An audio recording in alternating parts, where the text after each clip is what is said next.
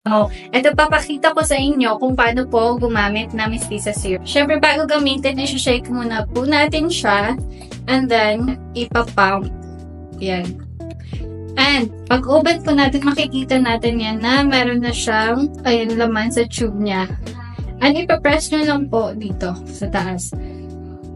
Ayan. Sa paggamit naman po, 3 to 4 drops lang ay okay na po yun. Pwede naman po ninyo i-apply gamit ang palad ninyo. Maglagay lang po kayo ng 3 to 4 drops or pwede naman direct na lang po sa mukha natin. Ayan, tig-isang drops lang po. And tsaka nyo siya i-spread. Napaka-light po nito sa skin. At syempre, meron po itong 24 karat. Nakaka-illuminate po talaga at nakaka-glad skin.